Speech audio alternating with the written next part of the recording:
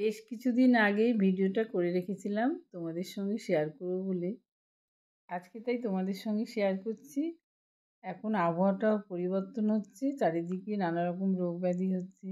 এই সময় সজনে ফুলের বড়া বা যে কোনো সজনে ফুল ভাজা বা নানা রকমভাবেই এই ফুলটা খাওয়া যায়। এটা রোগ প্রতিরোধ ক্ষমতাও বাড়ায়।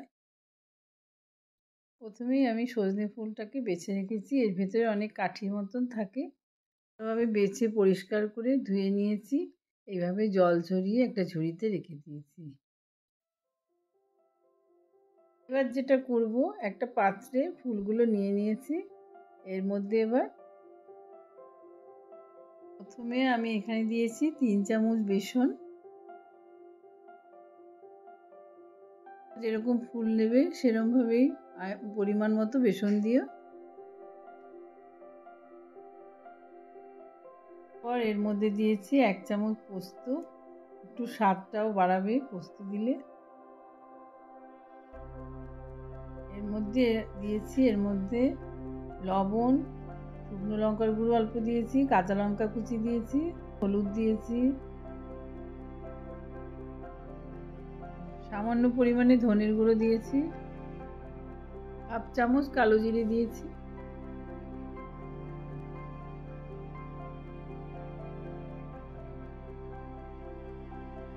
পর 1 চামচ চালের গুঁড়ো দিয়ে মিশ্রণটা ভালোভাবে মিশিয়ে নেব। ফুলের মধ্যে কিছু জল ছিল, তাই জন্য আমি সব উপকরণগুলো এমনি জল ছাড়াই মিশিয়ে নিয়েছি। মেখে এবার ভালোভাবে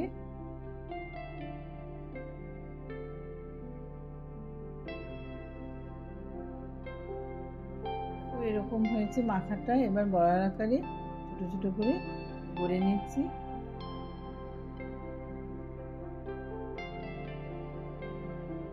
কড়াইতে তেল দিয়ে দিয়েছি, তেলটা গরম হয়ে গেছে। এবার একে একে বড়াগুলো আমি ভেজে নেব।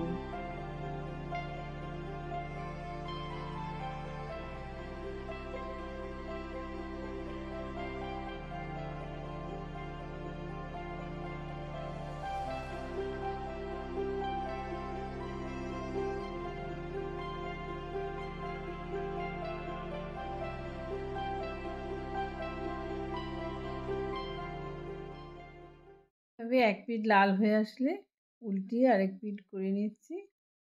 তোমরা তোমরা এইভাবে বড়া করে সজনে ফুলটা খেতে পারো। খেতে খুবই স্বাদ হয়েছিল।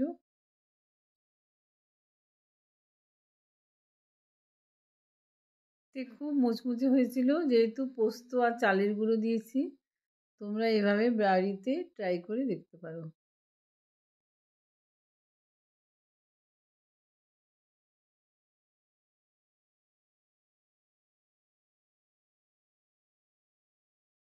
তোমরা বাড়িতে এই ফুলের বড়াটা করে অবশ্যই খেয়ে দেখতে পারো। ভিডিওটি ভালো লাগলে লাইক, কমেন্ট এবং শেয়ার করো।